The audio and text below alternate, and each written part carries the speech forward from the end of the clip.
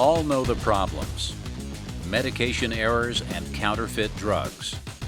Statistics show that high-risk IV medication errors may be deadly. With that in mind, the excuse, "we have always done it that way," is no longer acceptable now that Valamed technology is available for testing of IV admixtures. Rogue manufacturers are moving their counterfeit drugs throughout the world. At best, these drugs are unreliable. At worst, they are lethal. These counterfeiters have succeeded for one reason: healthcare providers have not found a test that is quick enough and economical enough to stop them. Until now. Until the Valamed revolution.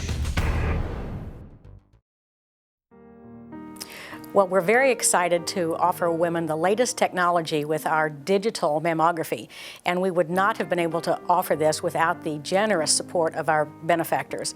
Our new mammography machine was purchased entirely with donations from the community, and we're very happy about that. There was a major study released in September of 2005 that showed definitively that digital mammography is better for premenopausal breasts, for young breast tissue, and also for very dense breast tissue. And I found that it's better for imaging breast implants.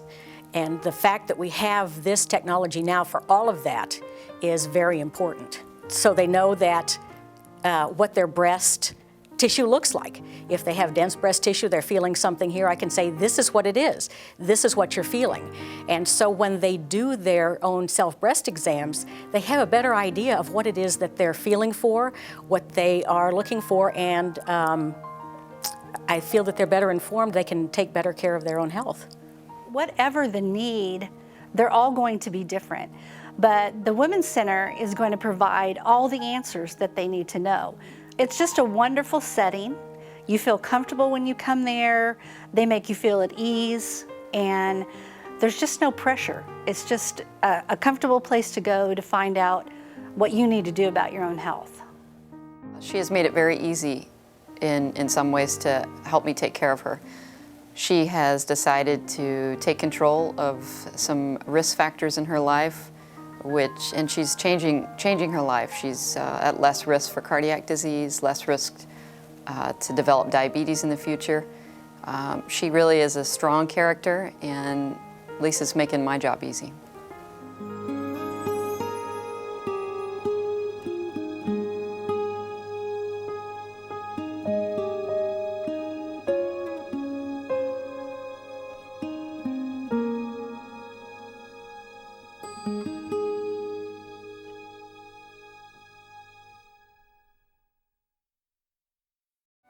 In his expression of ambitions, intentions, and principles, Arch outlined the next important step in his plan to serve humanity.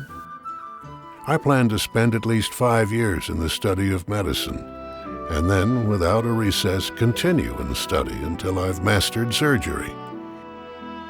Around 24 years of age, Arch entered the University of Illinois Medical School in Chicago.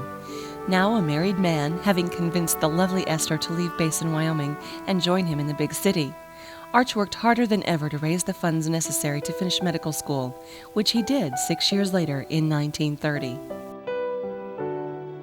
Now in line with his commitment to master surgery, Dr. Spellman joined Dr. Arthur Hertzler in Halstead, Kansas, as the Great Depression deepened across America. Known as the horse and buggy doctor, recognized as an eccentric and a genius, Dr. Hertzler taught surgical physicians what they needed to be successful in a rural practice. Good rural doctors had to be what we would now call a family practitioner, a surgeon, an obstetrician, a pharmacist, and sometimes a therapist and pathologist too. Why would a gifted and well-trained doctor like Arch Spellman, who could make a good living in major cities during the Depression, seek out work in rural areas, where the farmers and farmhands would be likely to pay for services in the barter of farm animals and produce? The answer lies in the character of Arch Spellman. I see every man born with a responsibility to give his best abilities to the world. This should be done unselfishly, with no thought of worldly gain, only with a thought of the happiness he will gain from his own achievements and pleasure of improving humanity.